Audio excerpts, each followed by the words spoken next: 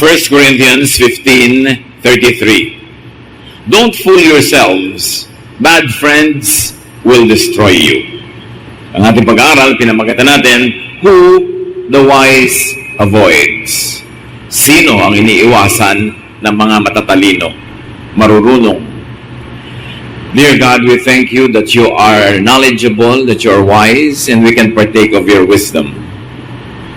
Pagliwanagin niyo po ang aming isip, turuan kami, at sa sandaling ito, kami po inyong pakalinisin, maging karapat-dapat tumanggap na inyong pagtuturo, pagtutuwid, pag-akay, pagpapalakas, at pagpapagaling. Be our preacher, be our teacher. Speak to your people, O God. Use your servant only as your instrument. Set people free, heal people, empower people. We ask in the name of your Son, Jesus. Proverbs 1:8-9. My child, obey the teachings of your parents, and wear their teachings as you would a lovely hat or a pretty necklace. Sa Proverbs, talagang koleksyon ng karunungan, malinaw ang sinasabi na makinig sa mga magulang. Pahalagahan ang kanilang mga payo tulad ng pagpapahalaga mo sa anumang magandang kasuotan o mamahaling hiyas. According to Proverbs, parents or elders are wise, and therefore, they are good friends. Well, at least 99% of the time, bihira naman yung parents who are not wise or wiser than their children or who would really intentionally harm their children. Although, paminsan-minsan nagkakaroon ng ganong aberration or abnormality, but it is an abnormality. Generally, parents could be trusted and should be heard and listened to. Proverbs teaches us, value and live by the teachings of people who are experienced. Pag sinabing parents, it goes na mas matanda kaysa doon sa kausap, ibig sabihin lang experience. Lalo nung araw na ang karunungan associated with experience. Kailangan ma-experience mo para matutunan kasi wala pa naman na sobrang maraming available knowledge from the bookshelf or from institutions or from the internet like today. So experience is still very, very precious even now.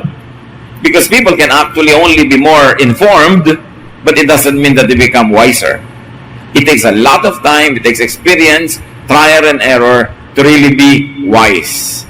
So value and live by the teachings of people who are experienced. Sino sa paligid ninyo ang mga tao ang more experienced than you are in various fields of interest? Siyempre, yung mga area, you are more experienced, but there are many other areas where other people are better experienced than you are. So, live by the teachings of people who know you. Not only know you by information, but people who really care for you. Marami tayo kasing pwedeng kuhanan ngayon ng payo, ng katuruan, ng guidance, direction. But it's important for you to realize how much of your counselor really cares for you. Katulad ng libawa, kahit na lamang sa ordinary counseling encounter, may dalawang uri kasi ng counseling at dalawang uri ng counselor. Yung counselor na pag dumaing ka ng problema, pagka ikaw ay nagsabi ng mga kabigatan mo ng loob, ang ituturo sa iyo magtiis, magdusa, yung laging magpaapi ka. Pagka ganun ka napatapat na counselor at nakinig ka sa kanya, yun ang magiging ending ng buhay mo. May mga counselor naman na ang gusto niya winner ka, ang gusto niya yung hindi ka nagpapaapi, although hindi ka naman tuturo ang mga api. Yung hindi ka basta lang lagi nagtitiis, tuturuan kang baguhin, improve ng buhay mo. So, depende kung sinong counselor mo ang magiging takbo ng buhay mo if you listen to your counselor. So, ang tanong mo sa counselor mo, does the counselor care for me? Pwede kasi mangyari na yung counselor cares for her or for his reputation. Lalo pag pupunta ka sa religious or spiritual counselor, maraming counselor na ang kanilang image, ang una nilang inuuna na pahalagahan. Sabihin nila, baka pag tinuruan ko tong taong to na mag-enjoy sa buhay, pag tinuruan ko siya na makalaya, pag tinuruan ko siya na paluwagin ang buhay niya, magmukha akong liberal, magmukha akong konsentidor, magmukha akong masama. So, tuturuan ko na lang siya nung kadalasang itinuturo. Magtiis ka, magtiyaga ka, magtimpi ka, para safe ako. Hindi ako malalagay sa alanganin na mukhang liberal ako. Pero ang totoo, tinulungan ko ba yung counseling? O in-improve ko lang ang aking self-image and image in front of people? Because a real counselor that you should listen to is the one who cares for you. Yung hindi ka laging ipapatalo. Yung hindi ka lagi na lamang isasakripisyo. Kasi may mga ganon. Of course, it makes them look good, it makes them look more godly, but do they really help you? Napakahalagang pinipili kung sino ang pinapakinggan. Kaya panalo tayo pag nakikinig tayo sa mga magulang natin. Kasi nga, 99% of the time, mas matalino sila, mas experienced sila, at mahal nila tayo. Hindi sila magpapayo ng ikatalulugi o ikakatalo natin needlessly. Sa pagpapatuloy ng Proverbs chapter 1, verses 10 to 14, don't be tempted by sinners or listen when they say, come on, let's gang up and kill somebody just for the fun of it. They're well and healthy now, but we'll finish them off once and for all. We'll take care of their valuables and fill our homes with stolen goods. If you join our gang, you will get your share.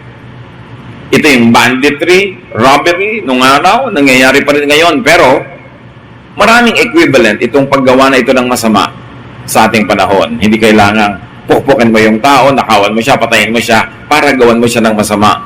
And so, think of the equivalent. Because there could be people who are influencing you and me to do evil to others. Maybe not as naked as killing somebody or robbing somebody, pero ganun pa rin ang effect na nakawan yung kapwa ng katahimikan, kapayapaan, o ari-arian, o reputasyon. May mga ganung magnanakaw pa rin ngayon. May mga ganung pa rin mamamatay tao. So, suriin natin kung yung pinapakinggan natin, doon tayo dinadala sa pagsira sa kapwa. Don't listen to people who convince you to do wrong, to hurt and damage others, to join in their evil projects. Pag may natidinig ka, susuriin mo, mabuti ba ang payo? Maganda ba ang sinasabi? Is it fair to everybody involved in the situation? Tinuturoan ba niya akong gumawa ng masama para sa aking ganansya? Para sa aking tubo? Marami yun. O mandaya ka. Uy, nagtitinda ka pala ng manok. Ganitong gawin mo para madaya mo timbang. Yun ay equivalent dyan ngayon. Nakakagawa ka rin ng masama sa kapwa. Nananakawan mo rin sila kasi nagbabayad pala sila nung pampabigat ng manok. Hindi yung manok talaga ang nababayaran nila. O kaya ay nakakasakit sila dahil sa nilalagay mo mga kung ano-ano. Nagtitinda ka ng karne na double dead. Nagtitinda ka ng mga bulok, mga substandard. Hindi parang pumapatay ka rin ng tao. Kaya maraming equivalent ngayon. Yung nandun sa Proverbs sa example. At ang tatanungin mo, itong nagbibigay sa akin ng payo, dinadala ba niya ako sa landas na gagawa ko na masama? Proverbs 1:15 to 18, don't follow anyone like that or do what they do. They're in a big hurry to commit some crime, perhaps even murder. They are like a bird that sees the bait but ignores the trap. They gang up to murder someone, but they are the victims. Bihira na siguro sa atin ngayon ang nakakakita ng mga ibon na sinisilo, hinuhuli sa pamamagitan ng kung ano-ano mga traps. Pero imagine niyo, lalo nung panahon na sinusulat itong Proverbs, usong-uso yung maglalagay ka ng mga trap para sa ibon para mahuli mo siya at ang maluto mo siya. Kahit sa ating national dance ng araw na tinikling, pinalitan na yata ngayon yung national dance, it is about traps in the rice fields, mga kawayan, na pag nagkamali yung tickling bird ng tapak, sasara, maiipit ang paa nila, makakain sila, mahuhuli sila. Sabi, ganyan daw yung mga gumagawa ng masama. Gumagawa sila ng mga traps. At ang mga ibon, o kaya yung mouse na nakatingin siya dun sa inilagay mong trap, ang tinitingnan lang niya yung premyo. Ang tinitingnan niya yung mapapala niya, yung ganansya niya. Kaya nabubulag siya sa panganib. Again, maraming equivalent dyan sa buhay. Pag tayo ay naakit nung premyo ng isang bagay na masama, nabubulag tayo dun sa bayad. Nabubulag tayo dun sa panganib at dun sa magiging resulta sa ating spiritual life. Kaya sabi, huwag ka lang doon tumingin sa bait, doon sa pain, kundi tingnan mo yung buong setup. Uy, may pain dito. Pero pagka dinakot ko to, pag kinuha ko to, makukulong ako. Magdurusa ako. Maaring ikamatay ko to. In some islands in the Pacific, may mga unggoy na pag nahawakan na nila isang bagay, hindi nila bibitawan, magkamatayan na. So para sila mahuli ng mga tao sa islands, gumagawa sila ng trap. At ano yung trap? Yung mga bao ng nyog. Buong buo yung bao, bubutasan nila ng konti, tapos lalagyan nila sa loob yung nyog ng bato. Batong makintab, batong makinis, itim o puting bato, ano mang bato. Kasi pag nasilip yan ng unggoy, isusuot niya yung kamay niya sa loob at kukuhanin niya yung bato. Yung nyog, nakatali yon, hindi mo pwedeng dalhin. Akala mo pwede mong dalhin, pero merong paraan na itinali yon sa isang lugar. So si unggoy, pag ipinasok niya yung kamay niya at nahawakan na niya yung bato sa loob, hindi na niya yung bibitawan. At dahil ayaw niyang bitawan, hindi niya mahuhugot ang kanyang kamao kasi maliit lang ang butas. Matatrap siya, mahuhuli na siya. Samantalang kung bibitawan niya yung bato, luluwag yung kanyang kamay, liliit. Pag hinugot niya sa butas, baka kawala siya uli. Ano kaya ang batong hawak niyo ngayon na ayaw niyong bitaw-bitawan, kaya tuloy hindi kayo makawala, hindi kayo makalaya? Ano man yun? Bisyo ba yun? Yung bato na yun? Pleasure ba yun? Ano kaya yun? Meron ba tayo, to begin with, na hawak na bato, na dahil sa pagkakahawak mo tayong bitawan, napapahamak ka na. Sari-sari na ang nangyayari sa iyong mga damage, ayaw mo pa rin mag-give up. Yun, unggoy. Ikaw naman tao, dapat naman mas matalino tayo, di ba? Nalalaman natin, trap ito. The rewards of wrongdoing are just baits in the trap. Yung parang gantimpala, saya, ganansya, pain lang yun. Hindi totoo na meron ka mapapala pagka yun ay kinuha mo. Kaya kailangan mapanuri. Kaya tuwing merong parang pain, yung wow, ang laki ng kikitain mo, katulad dun sa mga na 1, 2, 3, sa mga scam, kasi may pain. O magbibigay ka ng ganitong cheque, 2,000, after 1 week, magiging 3,000. Wow, kumita ka ng 1,000 in 1 week. So, sa susunod na linggo, may pain syempre, 1,000. Sa susunod, dadagdagan mo na yon, 5,000 na yung ilalagay mo para sa susunod na linggo. Maaaring 7,000, 8,000 na yung iuwi mo. May pain. Palaki ng palaki. Hanggang biglang, pagbalik mo doon sa office, tumakbo na sila. Wala na. Kaya ang tawag doon, fly by night. They fly during the night. Iyak-iyak ka na wala yung pera ko. Kasi nasilaw ka sa pain. So yung mga kamag-anak mo, mga kaibigan mo, hindi malaman kung maaawa sa'yo o papagalitan ka. Dahil, if it's so good to be true, it's very probably not true.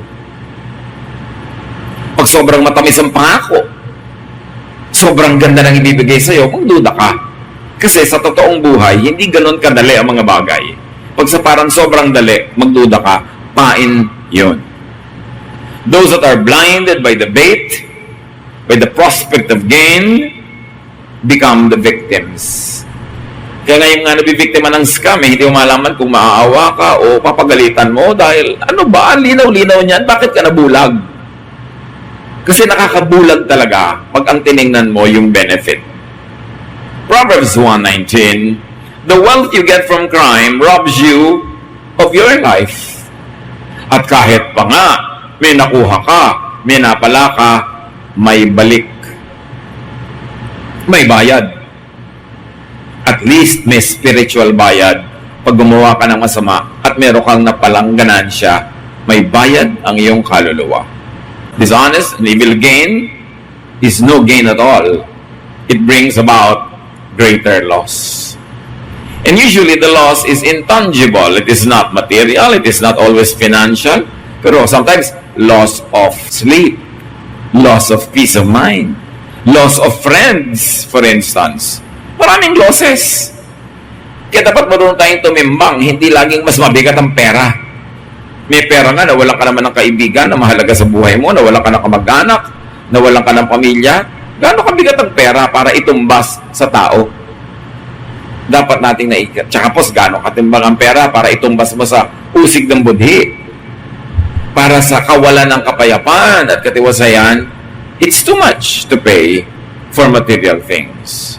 Proverbs 13:20, wise friends make you wise, But you hurt yourself by going around with fools. Kaya suriin kung sino ating mga madalas kasama, ang ating mga kabarkada, ang ating mga kaibigan, ang ating mga business partners. Kasi ang laki ng influence nila sa iyong buhay kung mapapabuti o mapapasama ka. And very especially, choose who you listen to. Piliin kung kanino makikinig sa negosyo, sa love life, sa practical life, kanino nakikinig. Even in religiosity. Because able preachers could speak based on verses of the Bible, what they want to say, what they believe in, and what they want to promote. Kaya may mga preachers na tuturuan kang laging maghirap, magdusa, magtiis, may version na ilalabas. May preachers din naman na tuturuan ka na kung paano ang buhay ay ima-maximize mo, tulad ng ituturo ni Solomon, paano ka mag-enjoy nang hindi ka gumagawa ng masama, may verse din silang ilalabas. Kasi very interestingly, the Bible gives people a lot of choices. The Bible really gives people so much room to maneuver in. Kaya kung very conservative ang preacher, conservative ang preaching, conservative siyempre ang effect. Pero kung very progressive, halimbawa yung preacher, progressive yung approach, progressive din ang effect. Kaya the same Bible, the same God, the same Jesus, iba-iba ang lifestyle ng mga Kristiyano, depende kung kanino sila nakikinig. Napakalaking factor yung pagpili mo, kanino ka nakikinig. Kasi syempre, from the printed word, you have to go through scholarship.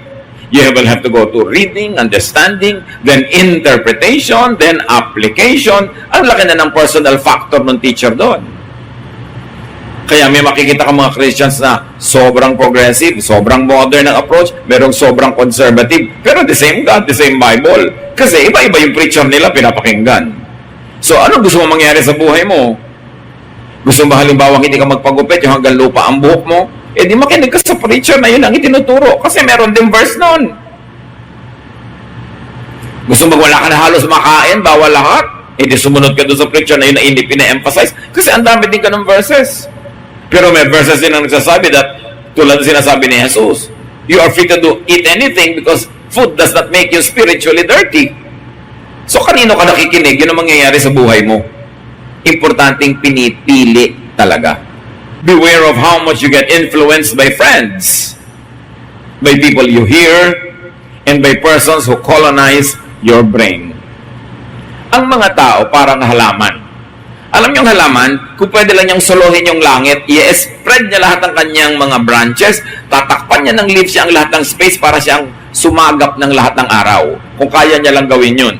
Kaya sa mga gubat, ang tataas ng puno, nag-uuna-una silang tumaas para pag nasa taas na, ibubuka nila ang kanilang mga sanga, makukuha na nila lahat yung araw, wala nang makukuha yun nasa ilalim. Nothing grows in the shadow of a big tree. Ganon din ang tao. Yung brain mo, hindi ka kontentong nasa loob lang ng bungo mo, gusto mo yung brain mo i-transplant sa bungo ng iba para yung iniisip mo ang isipin nila, yung gusto mo ang gustuhin nila, at maging sunod-suduran sila sa yung iniisip o pinapaniwalaan. Ganon ang lahat ng tao. Iba-iba lang ng degree. Kaya kung ikaw ay magpapa-colonize sa lola mo, sa nanay mo, sa tatay mo, sa kaibigan mo, sa nobyo mo, kahit kanino, makokolonize talaga yung brain mo. Kasi it is natural for people to want to expand themselves. And they would like to expand like plants at the expense of others. Kaya dapat marunong ka mag-isip para sa sarili mo. Hindi ko mo narinig mo, sunod ka na agad. Suriin mo, maganda ba, mabuti ba, tama ba yung scholarship ng pag-aaral? To the point na pwede mong i-apply talaga sa buhay mo. And how much of it will you apply? How much will you not apply? You need not obey everything you hear. You have to examine what you hear. Binigyan tayo ng Diyos ng brain para mag-isip.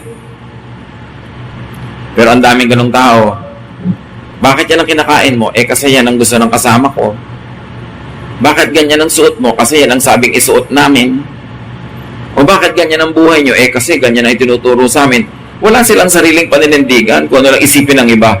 So yung mas malakas magsalita, siya ang nasusunod. But what will happen to your life if you will allow others to live in you? Dapat si Jesus lang ang pinapayagan mo to live in you, not other people. However, you can allow them to partly live in you if after examining what they say or teach, alam mong beneficial to you, good to all concerned, and does not offend God. Dapat marunong ka manuri. Kaya maraming tao api-apihan. Kasi hindi sila natutong mag-isip para sa sarili, manindigan para sa sarili, lagi nilang sumasang-ayon. Kaya lagi nilang nakakain ang hindi nila gustong kainin, pinupuntahan ang hindi gustong puntahan, ginagawa ang hindi gustong gawin, kasi may ibang nakatira sa utak nila na nagiging amo nila. 1 Corinthians 15:33, don't fool yourselves. Bad friends will destroy you. And if I may add, bad theology can destroy you. Bad homiletics can destroy you. Bad teaching can destroy you. And by saying bad, it doesn't always mean evil. It could also mean less than what is best or less than what is good for you. Dapat nanunuri. Psalm 1:1, blessed is the one who does not walk in step with the wicked, or stand in the way that sinners take, or sit in the company of mockers. Tatlong ways daw to be blessed. One, you do not walk in step with the wicked. Hindi ka lumalakad kasabay ng mga masasama. At hindi ka tumitindig kung saan sila nakatindig. In other words, ang paninindigan mo, pinag-iisipan mo.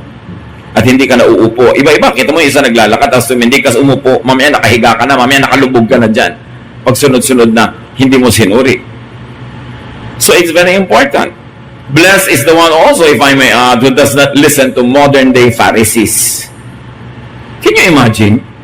Kung itinali ka sa mga uri ng pag-iisip, sa uri ng pamamaraan ng pamumuhay na libu-libong taon ang tapos, na iba na ang mundo, nakatali ka pa doon, di ka ba malulugi? Merong mga magandang sundan kasi up to now effective, pero maraming hindi na. Para namang walang nagbago sa planeta, kung parang wala kang babaguhin sa style ng buhay mo, kinokopya mo yung mga tao nakatira pa noong araw sa kuweba, mga tribu-tribu pa lang na maliliit, hindi pa cosmopolitan life, tapos sila ang gagawin mong model, di nalugi ka. Kanya-kanya-kanyang kalugihan, depende kung saan ka sumusunod. Proverbs 14:7, stay away from fools or you won't learn a thing. Stay away from the uninformed, the underinformed, and the ignorant, because they will lead you astray. So tinitingnan mo, qualified ba ang taong ito para pakinggan ko? Paano ba siya uri mag-isip, manuri, mag-aral? O kung ano lang lumalabas sa guni-guni niya, ituturo na lang niya bigla.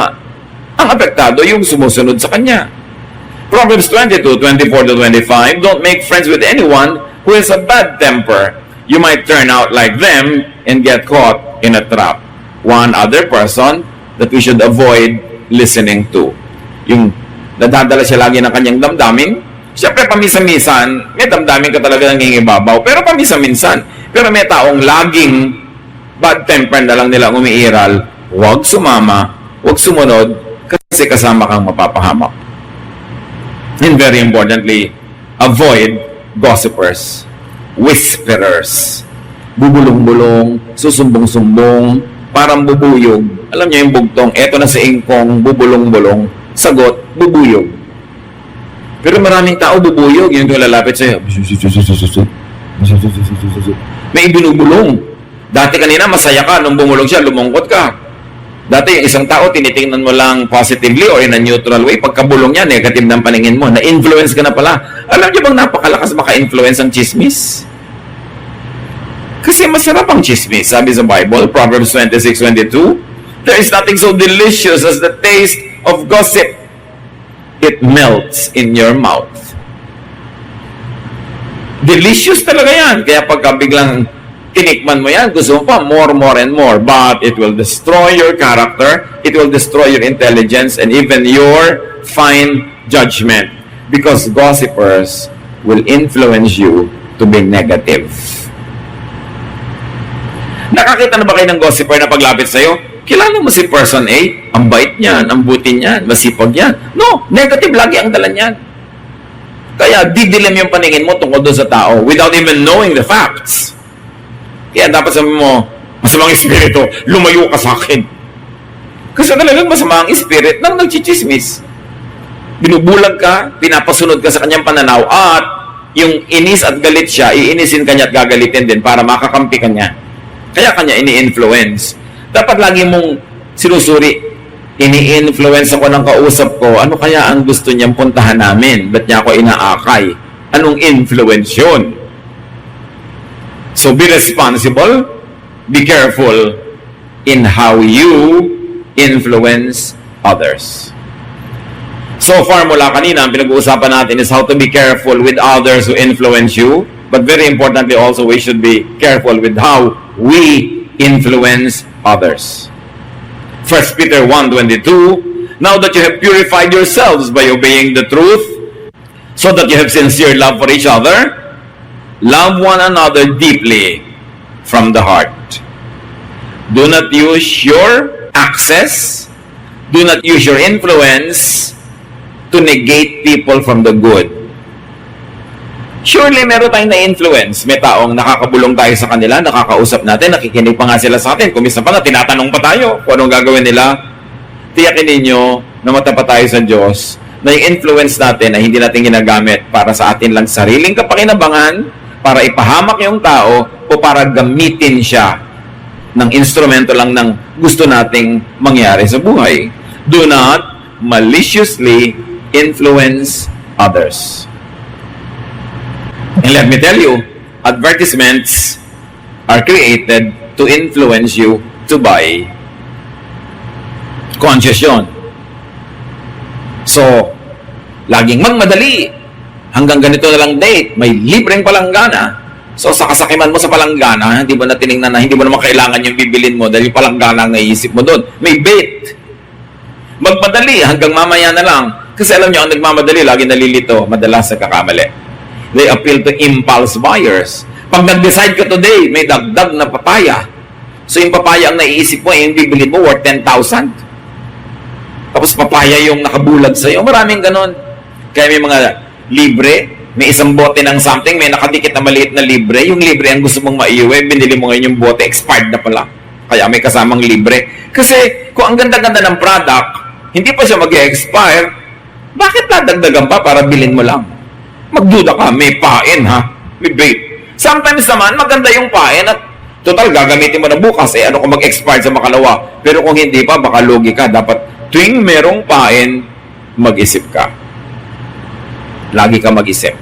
Lalo't may deadline na sino man ang mag-decide na bibili ngayong araw ding ito. Kasi mabubulag ka eh. So, nung araw, pag-graduate sa high school, we took aptitude tests. Yung kukuha ka na exam, may mga sagot, mga bilog-bilog, shape-shape, pipiliin mo lang, pero lalabas kung ano ka at anong kurso ang pinakabagay sa'yo. Lumabas sa akin na pinakabagay na course, law. Eh di sabi ng tatay ko, anong bagay sa yung course na nakuha mo? Sabi ko, law, daddy, law. O ano, law ang kukanin mo? Parang ayoko eh. Bakit? Kasi a good lawyer is defined this way. You are able to put in jail an innocent person, or you are able to set free somebody who is guilty. Ang galing mong lawyer. Kasi ko parang ayoko yatang ganun. Hindi naman lahat ng lawyer ganun, pero ganun yung makitid na pananaw ko nung araw about law and the practice of it. Ang number 2 na lumabas sa akin, advertising. Totoo talaga dapat una lawyer ka o dapat nasa advertising ka. O bakit na naman ayoko na advertising? Kasi ang magaling na advertiser, yung papabili mo ang tao na isang bagay na di niya kailangan. Nakaka-create ka ng artificial need na parang miserable siya pag wala yung product mo, bibili niya ito. Sabi ko, masyado yatang manipulative. Sabi ko, parang gusto ko na lang mag-masscom. Eh bakit naman masscom? Sabi tatay ko, kasi isa lang ang math. Yun lang. Sabi ko, anong yun lang? Eh kung ang dami-daming math, nangamote ako, di wala akong kwenta na math, di ba? Kailangan yung medyo meron akong chance. So in other words, susuriin mo, saan ka ba dinadala ng mga gusto mong puntahan? Gusto mo ba talaga yung destination na yon? Halimbawa, meron ka ngayong napupusuan dyan na kung sinong babae o lalaki. Tingnan mo yung pamilya. Anong pamilya ang papakasalan mo? Saan ka dadalhin ng taong ito? Sa pamilyang ubod ng gulo? Ubod ng tahimik? Ano ba? Gusto mo ba talaga yung magulo dahil mahal mo siya? Gusto mong ayusin yung buhay niya? Gusto mo talaga maging savior of the world? Anong gusto mo mangyari? Kasi dadalhin ka niyan kung saan. So, dapat lagi kang conscious, saan ako dadalhin ito? Dapat sa church, yung mga tao, lalo ngayon, may freedom of religion naman, nakakapili ka kung saan ka sasali. May tanong ka na whether you ask it obviously or unconsciously, ang tanong mo is, anong gagawin niya sa akin pag nag-member ako dito? Anong mangyayari sa buhay ko pag sumunod ako sa mga katuroan niyo? Anong gagawin niya sa akin? Dapat clear yun. Tulad ng may mga I love you, I love you, I love you. Oh, you love me? Anong gagawin mo sa akin pag minahal din kita? Saan mo ako dadalhin? Clear dapat.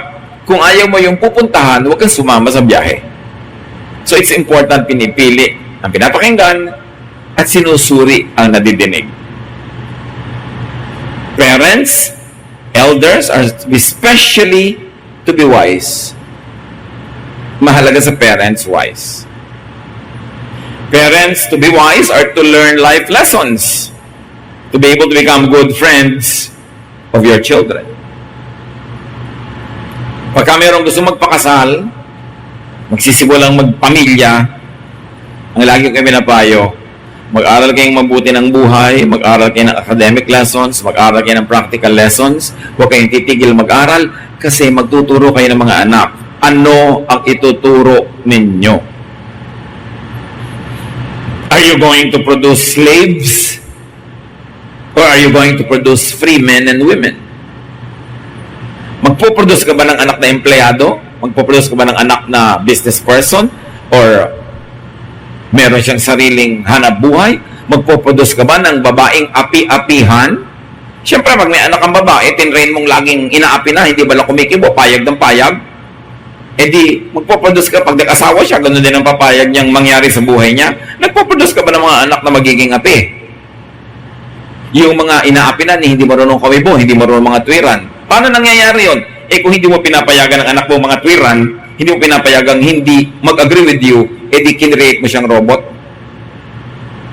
If you want to prepare your children na may paninindigan, hindi sila dali-dali na lamang na inaapi ng iba, pag may pinapagawa ka, may inuutos ka, may tinuturo ka, pwede mong sabihin, anak, pag inutos ko sa'yo, gawin mo, wala kang choice.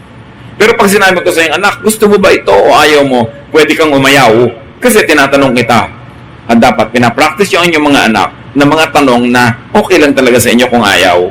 O anak, pupunta tayo sa lamay ni Lola Bruning. Gusto mo ba sumama or not? 99% siyempre ayaw. Ayaw ko po. O sige, diyan ka na lang sa bahay. Maghugas ka ng plato, maglaba ka, mamalansya ka, hugasan mo ang banyo, linisin mo ang garahe, paliguan mo mga aso. Sasama na po ako. O kaya, magbigay ka ng mga option na talagang okay lang sa'yo na no. You've got to practice the children to be able to say no, even to you. Sasabi lang, pwede kang mag-no sa akin, anak. Pwede kang mga tuwiran. Pwede kang hindi sumangayon. Basta polite. Polite. Magulang mo ko, hindi tayo magkaibigan, hindi tayo magkabarkada. Polite. At patapos mo mga tuwiran, sinabi ko pa rin, ito pa rin ang gagawin. Susunod ka, dala na kita. Pero bibigyan kita lagi ng way to express yourself. And I can even change my mind when you're able to convince me. Pag nagpalaki kayo ng anak, hindi sila basta-basta maapi ng kapwa. Alam niyo kung bakit maraming Pilipinong naapi, lalo nagtatrabaho abroad, namamasukan, kasi inapi natin sila sa mga sarili nating bahay. Tinrain natin sila maging api-apihan, magtiis, huwag kumibo, huwag na lang sasalungat, laging sumang-ayon, laging maging yes man, kasi gusto natin convenient ang buhay natin bilang magulang, bilang ate, bilang kuya. Pero what kind of people are we producing?